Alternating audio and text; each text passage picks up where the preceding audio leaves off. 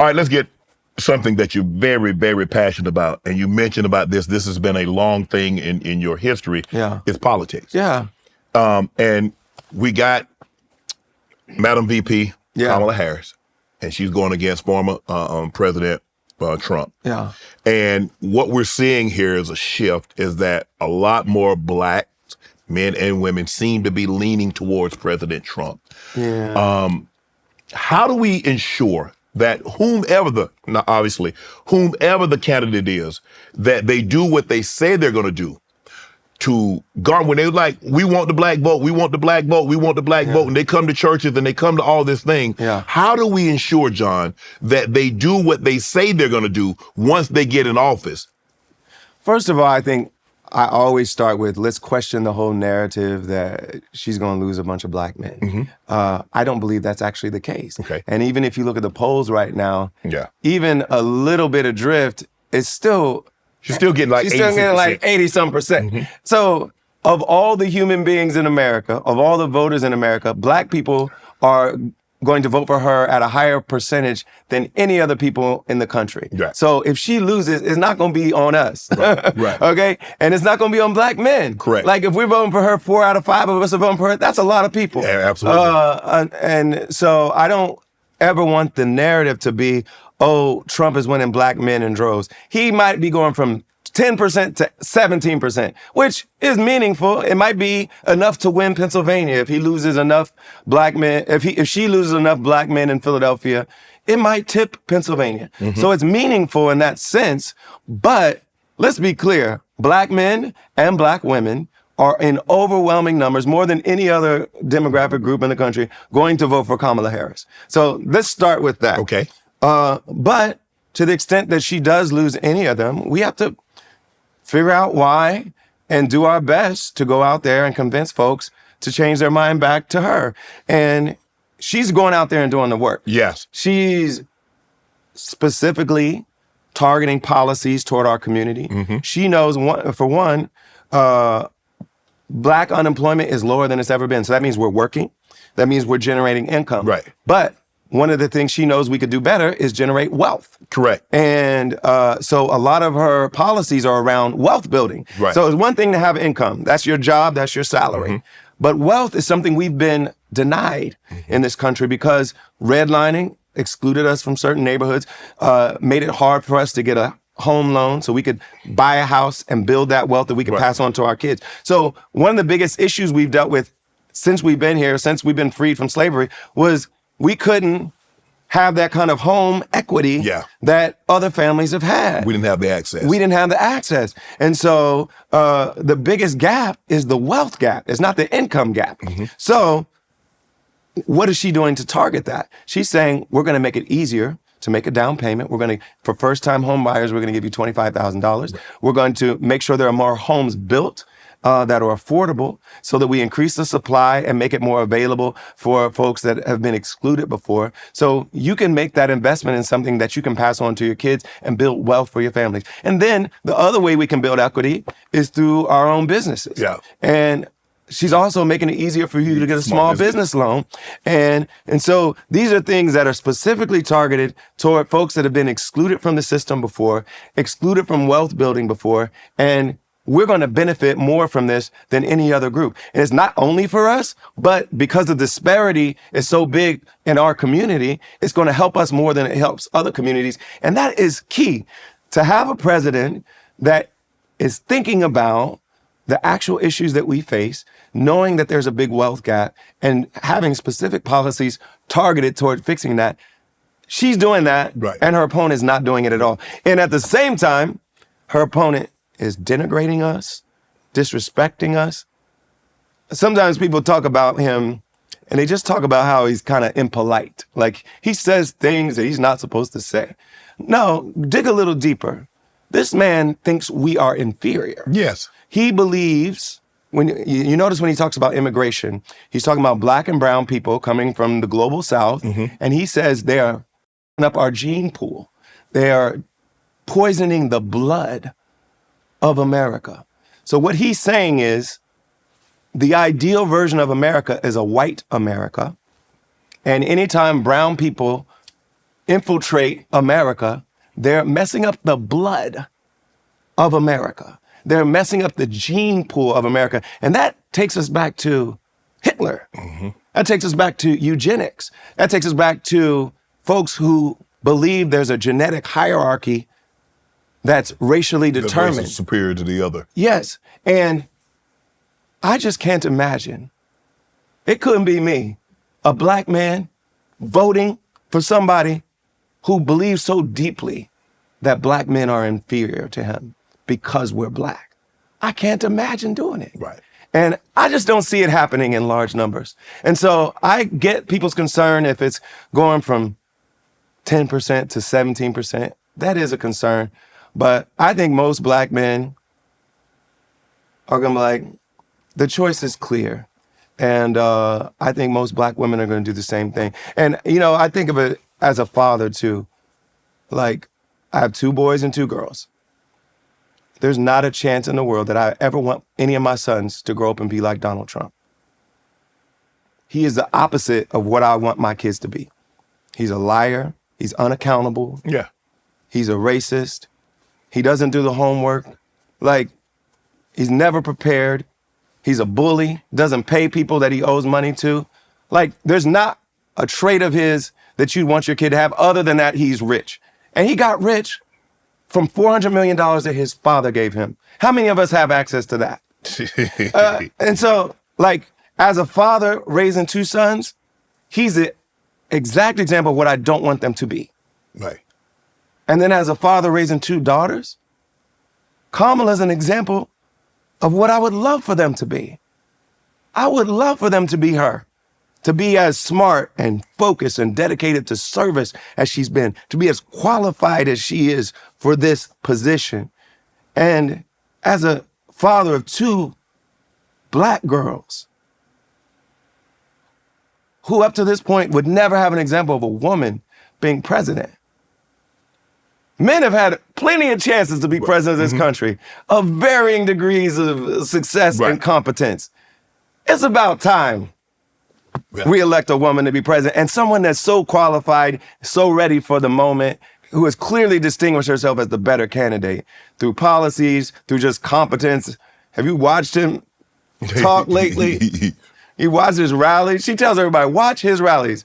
Please watch his rallies, y'all. If you're having any second thoughts about voting for Kamala Harris, watch one of her rallies and watch one of his. The comparison when it comes to competence, just being with it, like, it's not even close.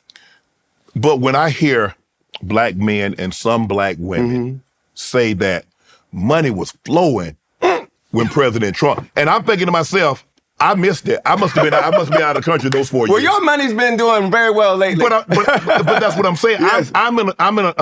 This is what I tell people. And I'm trying to brag or put anybody down. But the Lord has blessed me. I'm in a situation. Me too. That it doesn't matter who the president is. This glass could be the president, and I'm going to be unimpacted by it. And also, if we were being selfish, we'd be just fine with Trump winning because our taxes are going to go down. Yeah. He wants rich people to pay less in taxes. Yes. So if I'm being selfish, I'm voting for him because he's going to lower my taxes. If you're running a big corporation, he's very concerned about making sure you're paying lower taxes. Right. I run a business. Exactly. So if it were just up to our own selfish desires, we're in a tax bracket where he would benefit us. But I think we're both men of responsibility. We care about. He ain't gonna benefit enough of us, though. Exactly. That's my problem. And I'm gonna do fine either way. Like, I'm doing fine under Biden, paying higher taxes than I would under Trump. Either way, I'm doing fine. Correct. But I care about my responsibility to my community. And when I see someone with such contempt for my people, if I'm a Latino man, I watch that Republican National Convention. And they actually went to the printer and made mass deportation now signs. Mass deportation now. Of all the things you could put on a sign, of all the things you could print up, the level of intention that has to go into having the whole arena, holding mass deportation now signs, it means they really mean that shit. They mean it to their core. And what mass deportation now means, if you're a citizen now and you're a Latino man or you come from an immigrant family, you may be fine because you were born here. But there's somebody in your family. Most of these families are mixed status families. So some of them were born here and they have citizenship, but their grandmother, their aunt, their uncle, somebody in their family doesn't have status. So he's going to go through each of these communities and extract their family members and mass deport them. He's going to start by having the ICE or the police invade their homes, build a camp, a detention camp, some would say a concentration camp, to detain them and then forcefully send them back home. As a Latino man, I couldn't hear that and be like, oh, this is the guy I want to be in charge. Like, think about your community. Think about your family. As a black man, knowing how much contempt he has for us, how inferior he thinks we are. Every time there's a chance to side with either the police who shot us or us, the victim of it, he sides with the police. He said he wants blanket immunity. Blanket. For cops. Police could do no wrong. They can do no wrong. No accountability. They shoot us up, doesn't matter. No accountability. He wants that. It couldn't be me. Couldn't be me, Bo. And so hopefully people will analyze his record, analyze the difference between the policies that she's offering, which she actually put thought into and care into, addressing our needs, and the fact that he's put no care or thought into it. And you know, I think another thing that he benefits from is the propaganda of him being on The Apprentice. So he was able to market himself as a successful businessman, not noting how many times he went bankrupt. And just be clear, when somebody goes bankrupt, it's not just that their business fails, it means they're not paying everybody they owe money to. That means they're not paying the contractors. So a lot of these folks were everyday contractors. They're not rich. They're people they went out of business because they didn't get... They're plumbers that are helping to build his hotel. They're contractors that are doing all sorts of things. He just stiffed them. And he knew that if they tried to sue him, they'd lose more money paying for lawyers and doing all that stuff than they would actually get their money back. So he basically waited them out. And so he just went through life conning people, defrauding people, stiffing people that he owed money to. And his only reason he got into business at all was he got $400 million from his dad. That's not a great businessman to me. Right. That's not a businessman that you talk to any CEO or any person that's actually succeeded in business the right way, they don't look up to that man. He's a con artist. Couldn't be me, man. I'm not voting for him, and it's clear, like to me, it's clear why nobody should. When you hear, and a lot of concerns, some of the concerns, not all, but some of the concerns is that now, Madam VP, she isn't black enough. She's mixed. Her daddy's black, her mom's Indian. Right. There's a lot of mixed folks in America. You know? The police pull her over. She gets pulled over there and say, I think she Indian. She black. She's black. She walk into a store. She black. And by the way, she's about to be, if she wins, the first president from HBCU. Yeah, I like Like, from Howard University. Yes. From Alpha Kappa Alpha Sorority Incorporated. Like, are we kidding? Like, those are choices she made. Right. Like, she could have gone a different way. Like, I went to a primarily white institution. She could have gone anywhere she wanted. Right. She went to Howard. She pledged AKA. Right. Like, she black, y'all. Right. That's not even a question. But John, a lot of people have her policies when she was, I guess, the DA, I think, in the Bay Area. Yeah. Some of her policies where she locked up black men. Well, I think a lot of people have re-looked at that because that was misinformation that was being spread about her. So there was some report that she was locking up thousands of black men on marijuana charges. She locked up very few on marijuana charges at all as a district attorney. Right. And a percentage of them were black men, but even in general, the whole list was not a long list at all. That was just completely incorrect. And then they started to blame her as Attorney General for all of the people who were locked up in the state of California when the attorney general in the state doesn't even deal with marijuana cases. So they were blaming her for stuff that local DAs were charging all throughout California. That's not her job. Right. Attorney generals of a state don't deal with marijuana crimes locally. And so she was being blamed for that when it wasn't even her. So this was like, you saw DL, he came out and was like, I was wrong about that. Right. I was spreading that and it just wasn't true. And I respect DL for coming out and saying, you know, I spread this and I was incorrect and I learned the truth and I came back and told folks it wasn't true. Right. And so hopefully people are dispelled of those lies. But it's hard though. There's so much media out there and people get their media from everywhere. And so you could be misinformed about things and just not know. And, you know, that's why I think it's smart that she's going on different types of media now, talking to Charlemagne, talking to, you know, different outlets so that she reaches people where they are and where they listen. And when you look at the problem, a lot of problems that I have is that all of a sudden the VP has so much power now. Well, what about your policies? When actually, unless the president is incapacitated, she doesn't have any power. You know, well, whenever something goes wrong, they want to...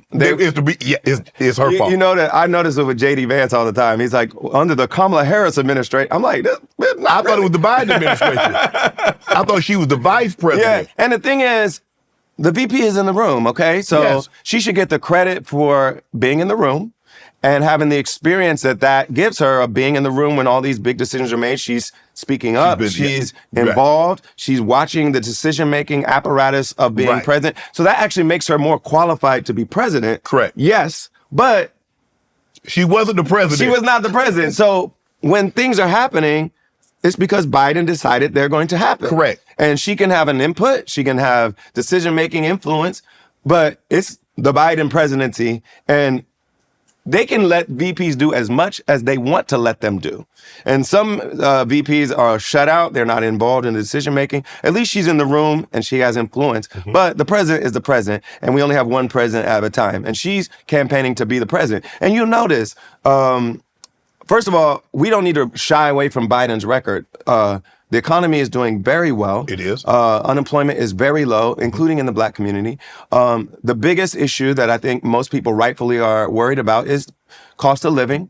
And she's ready to make a change when it comes to that. She's trying to make it more affordable for you to get a house, trying to stop price gouging so your groceries don't go up unnecessarily. She's trying to make your drugs, when it comes to pharmaceuticals, cost less, capping those, negotiating for those. So there are all kinds of ways she can influence the cost of living, whether it's going to school, buying a house, paying for pharmaceuticals, paying for healthcare. All these things cost a lot of money for a lot of people, and it makes it hard for people to live, even if they've got a job, even if they got an income.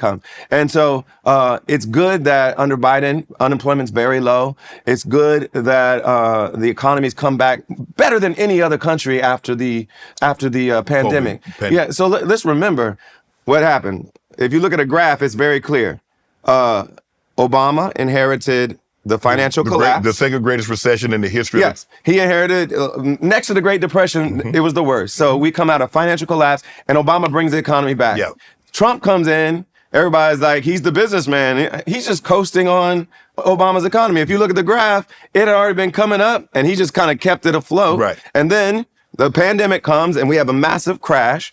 And then Biden, just like Obama had to clean up the financial collapse, Biden had to clean up the pandemic collapse. Right. And he came in and passed major laws that changed this country. So one of them was the Recovery Act, put money in people's pockets, the child tax credit, halved child poverty, put money in everybody's pockets. And then they passed infrastructure so they could build and employ more construction workers. They passed the CHIPS Act so that more high-tech manufacturing jobs are back in America. And if you go around the country, in a place where I grew up, that's a big reason why there are more jobs. That's why the Haitians are coming to Springfield. It's because there are more jobs, there are more manufacturing jobs. So Biden did a great job bringing us back from the pandemic. If you ask any country around the world, the Economist just put out a magazine where the cover title was American Economy is the Envy of the World. Wow.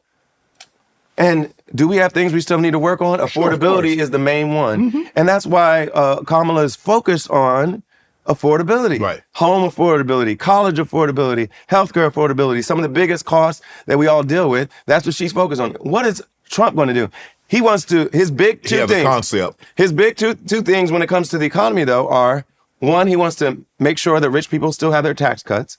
So he's going to help me and you, but not most people. Right. And then two, he's going to put a sales tax on everything we buy because he calls it a tariff. Tariff means everything that's imported, he's Right. going to put a tax on it. And he believes, because he doesn't understand economy, that if he puts it on everything coming from China or India or Mexico or Europe, that they're going to pay. No, they price it in and we pay. Hey. We pay. Right. So when he says he's going to put a tariff on everything imported, that means he's going to put a sales tax on everything imported. And the thing about a sales tax is regular folks, working class, middle class people spend a higher percentage of their money than rich people do. Correct. So when a sales tax hits, it hits working people harder than it hits people with money because most of their money is coming in and then going back out and buying things. And anything that has a foreign component, the price is about to go up. So he's going to increase costs for people, and they say it's going to make inflation go right back up. Right. When it's down right now. So the difference is so clear. Like, no, Trump is not the right candidate for any of us. Let's get rid of him. Let's be done with him. Aren't you tired of him being on the news? Are you tired of him? Like, I'm so tired of seeing his face. That I'm tired of seeing that orange makeup. I'm tired of it. If it's not sports, I don't really watch it that much anymore. So I'm waiting to decide. I'm tired. Please, God, get him out of our lives. I'm gonna get you out on this. If Madam VP, if she becomes Madam President, what's going to be the impact she has on the black community? First of all, we need to make sure we elect a Senate that's going to work with her. Yes. So let's make sure everybody's focused not just on the presidency, but the Senate and the Congress. All those people, because she can go in there and say, I'm doing this, this, this, and this. But if she can't get them to vote for it, it doesn't become a law until we saw that with President Obama when he lost the Senate and he couldn't get Merrick Garland, he couldn't get anything. And so when you vote, think holistically. Think all these people are going to influence this. But if she is the president, you know that she's going to spend every day thinking about what it means to be a working class person, a middle class person in this country, and particularly knowing what it's like to be a person of color growing up in this country. She's thinking about the issues that we have to deal with.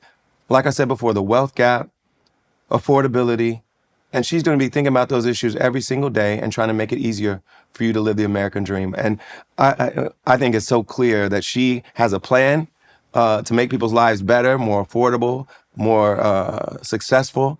And her opponent does not have a plan and appears to be falling apart. Every time I watch him on television, he not going to make it, y'all. Like he looks exhausted. He looks... he's like muttering, like all the things they were saying about Biden, like he's the old guy now. Right. Like he's not ready to do this for another 4 years. He doesn't have the plans. He doesn't have the character. He doesn't have the integrity. Just imagine all the people that work for him, especially the people that worked in defense and anything to do with national security. They're like, oh, y'all, don't vote for him. Right. He's not safe. He's a dangerous person for this country. Can you imagine any other person running for president and half of their cabinet won't come out and support his vice president, who he almost got killed, won't support him? Wow. I grew up with a big family. My mother's one of 6, my father's one of 5, and we all lived near each other in Springfield, Ohio, or in the surrounding area. And so I was used to that kind of energy, you know? Right. Our Christmases, our Thanksgivings, our Sunday dinners, like we just had family all the time. And so I'm used to that. And then Chrissy wanted that, and I'm like, let's go. Let's do it. Springfield, Ohio. Yes. Are the Haitians still eating the cats? Oh my Lord. You know, if y'all saw my Instagram video, and you know, if you watched the debate, you saw President Trump saying some slander about the people from Haiti that live in my hometown. Right.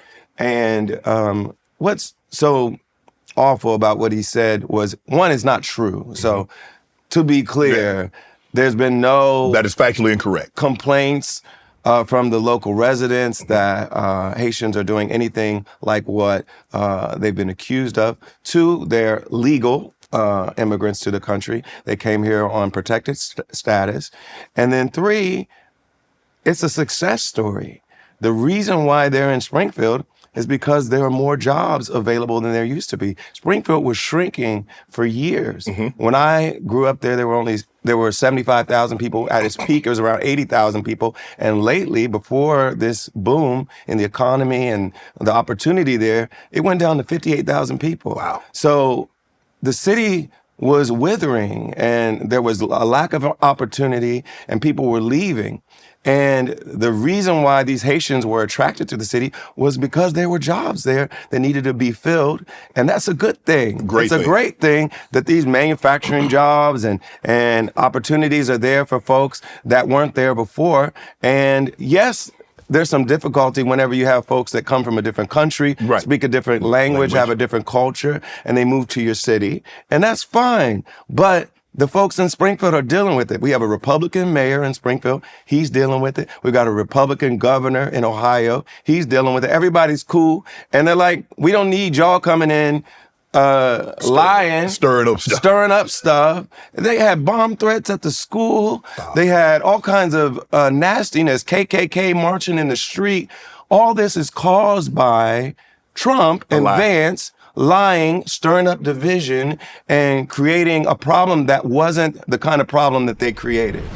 Want to join Club Shay Shay? Become an official member by hitting that subscribe button, where you never know who's going to be joining us for drinks and conversation. Don't be late to the party, because you know we like to do something before two something.